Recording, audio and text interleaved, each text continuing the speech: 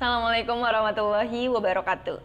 Perkenalkan, nama saya Sylvie Mania. Saya dari Fakultas Psikologi Universitas Buana Perjuangan Karawang. Di sini saya akan menjelaskan terkait laporan pemagangan yang saya lakukan selama 1,5 bulan. Ya, baik, di sini pertama-tama saya akan menjelaskan terkait pengertian analisis jabatan. Saudara bisa lihat di sini analisis jabatan menurut Homa Sutanto 2009 dalam artikelnya mengatakan bahwa salah satu tugas manajemen adalah untuk mendayagunakan sumber daya yang dimiliki secara optimal. Pendayagunaan ini sering berarti mengupayakan agar sumber daya manusia ini mampu bekerja secara optimal demi tercapainya tujuan organisasi. Selanjutnya di sini tujuan analisis jabatan. Tujuan analisis jabatan ini saya akan berikan 3 saja. Pertama, untuk mengetahui jabatan tersebut bekerja sesuai job desk. Lalu kedua, untuk mengetahui secara langsung pekerjaan yang dikerjakan karyawan. Lalu ketiga, seberapa pentingkah job desk pada departemen produksi. Ya, baik, di sini saya akan menjelaskan terkait gambaran umum perusahaan instansi. Saudari bisa lihat di sini ada PT Summit Adiawinsa. Ini didirikan di Karawang pada tanggal 14 April 2014 sebagai perusahaan joint venture antara Summit Autobody Co Thailand. Lalu di sini Summit Autobody Co Ltd SAB didirikan pada tahun 1986 sebagai anak perusahaan di Summit Group untuk melayani pelanggan utama yang berkaitan dengan autobody part. Selanjutnya di sini PT Adiawinsa Dinamika adalah perusahaan perusahaan lokal di bawah Adiawinsa Group yang melakukan bisnis di komponen otomotif. Ya, di sini saya akan menjelaskan visi misi perusahaan instansi. Visi ini saya akan jelaskan menjadi perusahaan terdepan untuk memanfaatkan teknologi canggih untuk menghasilkan produk berkualitas, memenuhi harapan-harapan pelanggan, dan menjadi wabah usaha yang baik. Misinya ini saya akan menjelaskan menggali dan mengembangkan sistem produksi dengan teknologi yang canggih, kemudian menerapkan sistem jaminan kualitas ke proses pencegahan produksi, kemudian meningkatkan lingkungan kerja yang membahagiakan. Ya, lanjut di sini saya akan menjelaskan tentang definisi analisis jabatan. Di sini definisi analisis jabatan saya akan mempersingkat saja menurut Shimamura 2006. Analisis jabatan ini adalah suatu kegiatan untuk menyimpulkan keterangan-keterangan atau fakta-fakta yang berhubungan dengan masing-masing jabatan secara sistematis dan teratur.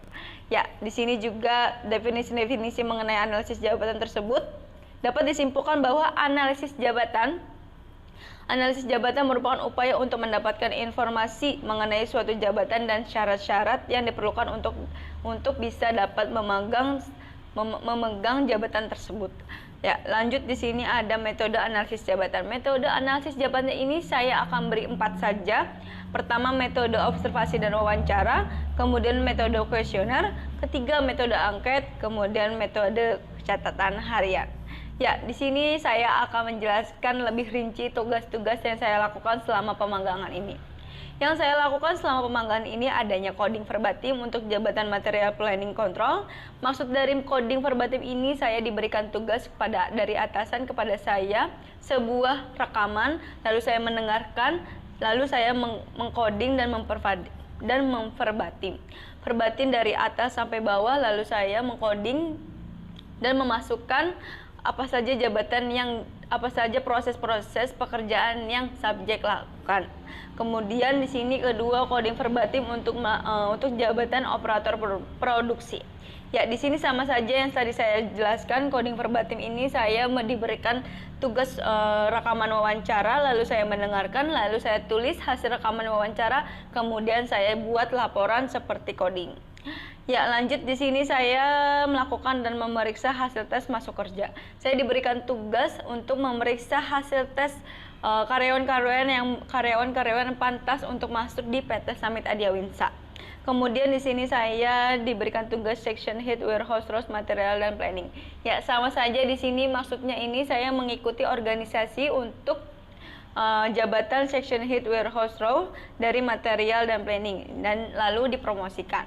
Kemudian di sini saya mengikuti training rekrutmen. Saya mengikuti dari pertama sampai akhir perjalanan rekrutmen, dari awal memberikan tugas kepada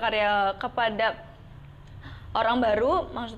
Maksud dari orang baru di sini saya memberikan dan memberi instruksi untuk cara mengikuti tes masuk pekerjaan. Lalu di sini selanjutnya saya mengikuti dan mencari dan menyusun materi FGD. Dari FGD ini saya disuruh untuk mengikuti organisasi FGD dalam level leader yang akan dipromosikan. Ya, selanjutnya saya mengikuti dan memeriksa data kemampuan dan kriteria karyawan.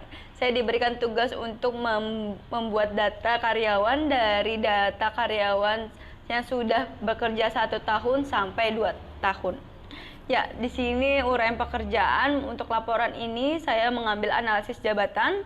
Saya sebagai praktikan membuat kesepakatan kepada leader untuk meminta salah satu subjek yang mau bersedia saya analisis dan saya wawancarai.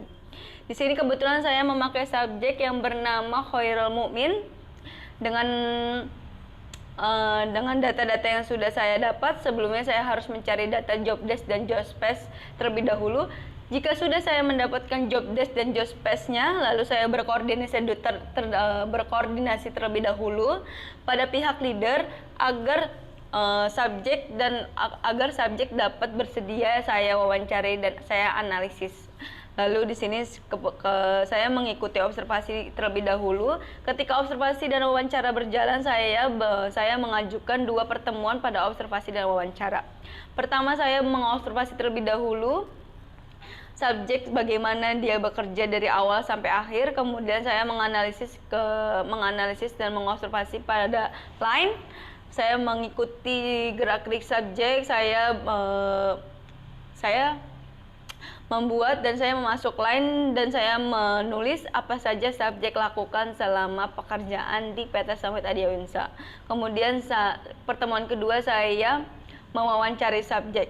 Ya, di sini saya akan menunjukkan tentang wawancara yang saya lakukan selama di PT Summit Adiawinsa. Wawancaranya sudah tersedia oleh atasan dan saya akan tunjukkan ini. Ya, lalu di sini saya sudah mengobservasi dan wawancara. Saya akan mengambil data-data yang sudah kekumpul lalu saya buat laporan. Kemudian hasil dari kerja praktek yang saya lakukan ini sangat baik. Lalu ada sedikit perbedaan antara kedisiplinan waktu, lalu komunikasi terhadap pihak leader, kemudian belum adanya konsistensi peningkatan konsistensinya. Di sini yang saya simpulkan dari hasil kerja praktek yang yang dilaksanakan pada PT Summit Adiawinsa adalah analisis jabatan pada jabatan operator produksi. Dalam melaksanakan analisis jabatan, saya hanya menggunakan metode 3. Pertama, kuesioner. Saya melakukan kuesioner terlebih dahulu, kemudian saya melakukan observasi yang tadi saya jelaskan, kemudian saya menggunakan metode wawancara.